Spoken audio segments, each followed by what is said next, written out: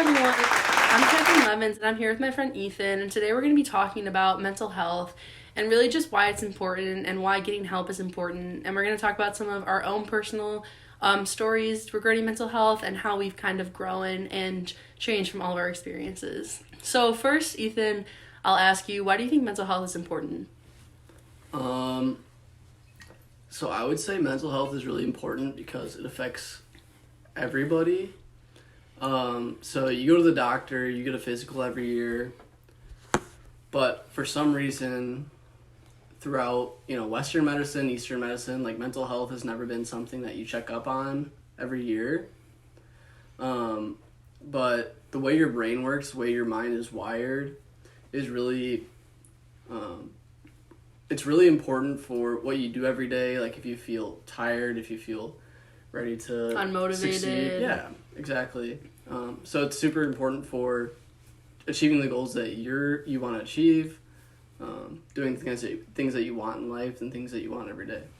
Yeah, I totally agree. I agree. I feel like it's kind of overlooked sometimes, and I know like some people, it's kind of crazy to me how some people don't believe in mental health. It's like, how do you not believe in that? Because, like our personality is such a huge like function of what we do every day, and like there's so many disorders that affect your personality, and it's just crazy because I remember going to like checkups when I was in middle school and stuff, and I mean I can remember like one time I was asked like, are you depressed? And that was it. But really I feel like the only question they're gonna ask is like, are you depressed? Like there's so many other mental illnesses besides depression. Like there's an array, like there's bipolar, there's schizophrenia, there's anxiety. Like I feel like anxiety is just as prevalent among young people as depression. So it's like kind of like, why are they not asking about this at your checkup? Mm-hmm.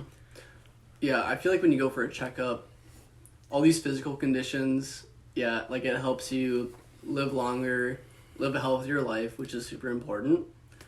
But mentally, if you can unlock that part of your life, that part of like your health, then you can achieve like what you want. You can figure out who you are. Yeah. Which is really important just to be happy.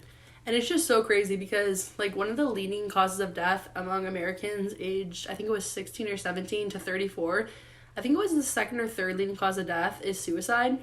So you think about that and it's like it should be more of a concern, but it's not. And you also think about like, I know one of my other aspects of my multi-genral project, I talked about like the correlation between mental illness and addiction, and it's actually so high, and like so many people who are mentally ill that don't get help turn to drugs and alcohol, and I feel like that could be prevented to an extent if mental health was actually more cared about and more talked about in schools and in everyday life. I feel like it's just something that sometimes gets pushed aside. You think it's not as important, but like I said, it's one of the leading causes of death for teenagers.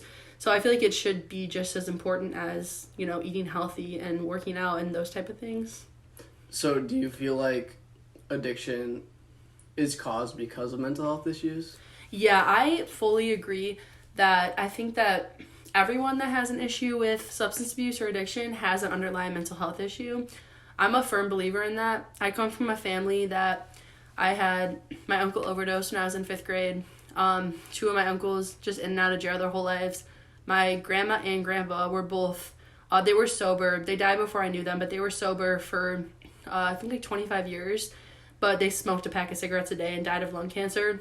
So I feel like all of them, they had underlying mental health conditions. They had like anxiety, they had depression, ADHD. It's actually really crazy because I feel like people associate a lot, and like it is true that the self-medication hypothesis, which means that you're using drugs and alcohol to treat the symptoms of your mental illness, is definitely true. But also you think about like, I was really shocked when I read that like one of the highest rates of substance abuse comes with people with ADHD, because to me, like, I feel like that's never talked about. But once I actually researched it and looked into it, like, it actually makes so much sense, because when you have ADHD, your brain is not able to produce dopamine and serotonin in normal levels. And when you take a drug or drink alcohol, it produces like an overflow of dopamine and serotonin.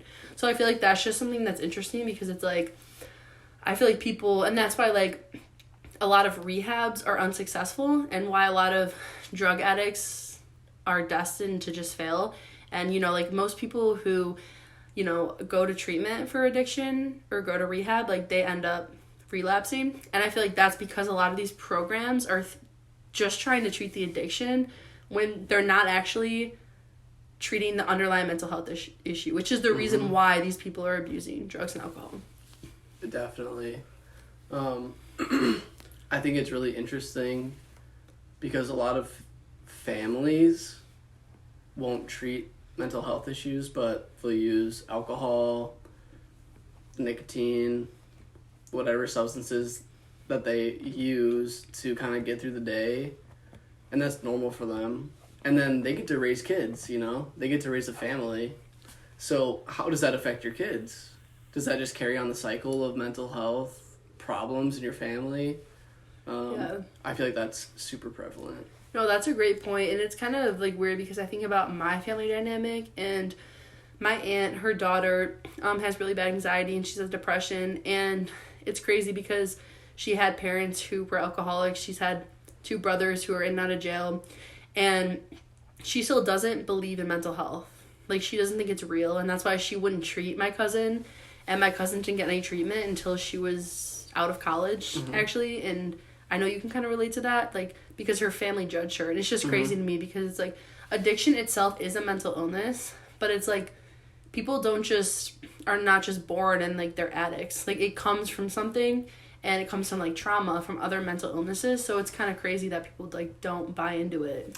Yeah, so, like, my family is very religious, so that kind of shapes their view of mental health. Like, you know, if something's wrong, God can fix it. Somebody can fix it that's out of your power. Like, it's not really up to you to fix some mental health issue. Yeah, and I feel like that's a flaw in a lot of religions, because a lot of religions believe that, but it should be more of a stance of, like, you should use God in your healing process, but, like, and I know, like, because your parents are, like, anti-medication, right, and, like, just anti-diagnosis as a whole. Yeah. And I feel like that's, like, something that's difficult for me to understand, because it's, like, I understand why if you're religious and it's, like, you want God in that process, and even when I was in a mental health facility, which also treated for addiction, like, there was a huge emphasis on, like, a higher power, and, like, you know, like, find a higher power that, like, it didn't have to be God, just a higher power. Like, it could be nature, it could be anything. And I feel like that was, like, a help for a lot of people, but it can't be, like, the stance of, like, oh, just turn to God and all your problems are fixed. It's like, if you're religious and you believe in God or religion, then that should be, like, a part of your healing journey. It shouldn't just be, like, oh, pray and your problems are fixed. So that kind of brings me to my next point. Like, how much of mental health to you is, like, a personal journey and something you have to be ready for? Yeah, and that's a thing, because obviously, you know, me and you are good friends, and, like, I know you've been struggling with it for a while, and I feel like for me, like, for a long time, I didn't want to accept that there's anything wrong with me, and I feel like it's hard because a lot of people associate mental illness with low achievement, and for me, I was always really successful in school, and I played sports successfully for basically since 5th grade. I was always productive and successful, and I feel like that was something that was, like, she's fine because of that. And I know when I got help for the first time, the doctors were like, you know, we should try her on these medicines, and my parents were like, no. They were like, no way we put her on that, because, like, she's so high achieving, like, why would we put her on that? But it's like, I feel like sometimes people, you know, and, like, I feel like that's with you too, because you are really smart and you're high achieving, so I feel like your parents probably have this perspective of, like, it's not a problem because look how successful he is, but really it's like, at what price do you pay for that success? Right. So that brings me back to the point that you made. Like, so many mental health issues come from how your family raises you and how your family views your own mental health. Like, if your family thinks this kid's smart, he can work through it, like, it's not a problem, then you're gonna think there's something wrong with me that's unfixable, and I can't do this test today because I'm not smart enough or I'm not trying hard enough. I think something really interesting I've learned through like exploring mental health is like laziness isn't real. I think laziness is a product of either you being depressed and you're not doing what you want to do, so of course you're too depressed to actually accomplish what you think you should accomplish, or you're too anxious and you think you're not going to do good enough. So there's these certain like terms that people try and describe you as that aren't true, but you might internalize those things. You might try and like reason with yourself, like I need to overcome this laziness, or this like I'm not smart enough for this activity sort of thing. So I think that's interesting. Yeah, it's honestly because one of the books I had read for this project was called In the Realm of Hungry Ghosts, and it was all about addiction and mental illness. And you brought up the point about like a lot of it is how you're raised, and just something I think is interesting to talk about is that this doctor, his whole stance was that it's really alcoholism, drug addiction is not actually genetic in the way that you would think, and I think it was 1985, somewhere around that time frame, maybe it was the 2000s, but they thought that they had found the gene that was responsible for drug addiction, and all these scientists and stuff thought they had found it, and obviously that would be an easy solution because through gene therapy you can get rid of this gene or cancel it out. But what he found was that it really doesn't have, there's no gene. Like there's no gene that's responsible for addiction. There's no gene that's responsible for mental illness. A lot of it. It's about how you're raised. It's about like where you come from, right? Exactly. And like you can have certain things in your genetics that make you more prone to be an addict or more prone to mental illness, but really it all comes down to environment, and that's a huge question, and there's such a debate and there's so many different opinions. Is it nature or nurture? And based off this book that I read, it was like I listened to it as an audiobook. It was 15 hours, so it was a big book, and he was basically like it's not the genetics, it's the fact that it's like a cycle through your family. Like if you're raised one way, then that's how you're going to raise your kids. Mm-hmm. And it's this cycle. And so like if you were in an environment where your parents yelled at each other and screamed at each other, or were abusive or mentally abusive, physically abusive, sexually abusive, you're probably going to do that to your kids in some form. And that's a huge thing with mental illness and addiction too, is like trauma. Yeah. So that like brings you back to why is mental health so important? Because it's really about stopping the cycle. Like, the reason people have mental health problems probably comes from their family and their experiences. So going to see a mental health professional, that's one of the few things that can stop that cycle, that can stop you from passing that down to your kids and continuing that, like, raising of people that have mental health issues.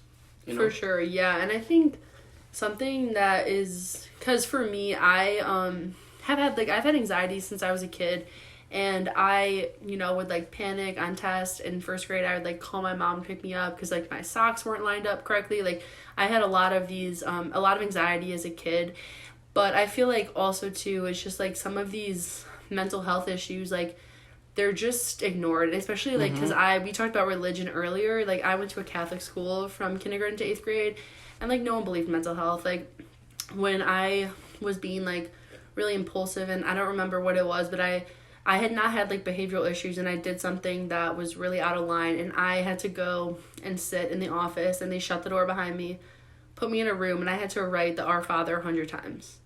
And my thing is like, what does that do to help me? Yeah, how is that supposed to help you? Like that does nothing. And that's why for me personally, it's like it's kind of hard to like even believe in God or believe in that type of thing because of the way we were raised. I just feel like God should not be used as a scapegoat. Yeah. Like it shouldn't just be like, oh, you're mentally ill, like pray to God, because there's a lot more that goes into that. So can you tell me through your mental health journey how professional help, therapy and talk therapy has helped you and medication has helped you versus how normal people would view somebody that's not performing or somebody that's anxious? Yeah, for sure. So like I said, I've struggled with mental health since I was a kid. I had really bad like OCD tendencies and anxiety as a kid. I remember I would like lay up at night almost every night, and I would like I would lay in my bed like so still that I couldn't move because I'm terrified of snakes, and I had this fear that there were snakes in my room, and I would just lay there motionless, and I could like hear them slithering around me until finally I'd lay there for hours, and then I'd just start screaming at the top of my lungs, so my parents would run up and like turn on the light. And I had a lot of those, but it wasn't really until high school that some of my mental health issues started to show themselves. I feel like because I've been diagnosed with ADHD, anxiety, and bipolar, and I feel like so when did you get diagnosed, and did that like help you get better? 100%, because like before, when I started having symptoms of bipolar, I was really manic, so I went from like this straight A student, star athlete, to like I was doing illegal drugs with like dropouts that people had been expelled like in the woods at like 3 a.m. on like a Tuesday. Like I went from like just not gonna be I just went from like this picture perfect to like bottom of the line, just like doing horrible things, like just really bad. And the issue I think was that I had no idea what was going on. So I would just wake up and I would be so happy. I'd sleep for like 2 hours and I would just be on top of the world. Like I would just be, and it's like some people think like with bipolar, like, oh, that's so amazing. Like you're motivated, you feel great.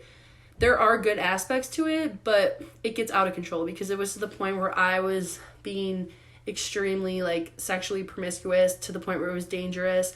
I was trying so many drugs just because they were offered. I was going days without sleep and that type of thing. And I feel like So this mixed diagnosis or something you didn't even know about was getting dangerous for you. Exactly. Yeah, it was getting extremely dangerous to the point where like even my parents I had gone to a mental health facility and I opened up to the psychiatrist and they actually diagnosed me with bipolar. And my parents basically said that they were wrong. They even said to the like doctor in the room, like I was sitting there and they were like, no, you're wrong. Like she does not have bipolar. Like, do you see what her grades are? Do you see she's like an MVP on varsity team? Like, do you see all this? And he's like, that doesn't matter. Like, based off what she's told me, based off the patterns I've seen. And they were like, no. And they were like, we're not medicating you. And I was like, I trust my parents a lot. So I was like, I'm not bipolar. That's stupid. And I was like out of control. And basically by the end of that year or year and a half later, it was to the point where my parents before were like, you're not taking any medicine, like you are fine, to the point where they were so like, Kathleen, please take this medicine, where I had to go in to the doctor's office and they literally tied me down and like shot the medicine into me because I was so out of control. Your parents wanted that for you because they noticed it, they finally realized it. And that's the thing that's so hard is like we don't want kids to get to that point. Like that was not something that like having to get tricked to go to, you're thinking you're going to your therapist and getting tied down and like injected with a drug, like that's not something you want for your kid. But that's why it's so important that parents are more aware of this and they're more accepting, because like I don't blame my parents at all. My parents have been amazing parents, but they didn't know about mental health. They weren't informed about it. They were kind of like, I understand where they're thinking like, no way she has mental health issues, because there's this stereotype that if you're mentally ill, you're unproductive, you're not motivated, you're depressed, you can't get out of bed. And that's just not true for everyone. And so I feel like once I got help, back to your original question, kind of got on a ramble there, but once I got help, the self-awareness has been probably a bigger part of my recovery than the medication I take every day. It's probably been a way bigger part of it, because for me, medication for mental illness, it does not cure anything. It doesn't get rid of your mental illness. It just helps manage the symptoms. So I'll still have weeks where I wake up and I'm like, oh, I feel really good. Like I'm energetic. I'm like, I overshare. I'll be like a little You're impulsive. aware that this might be a manic episode. Exactly. So I tell myself like, okay, I think I'm manic. And then I make sure like, okay, I'm going to have to get more sleep. Because with bipolar, with mania, sleep is a huge factor.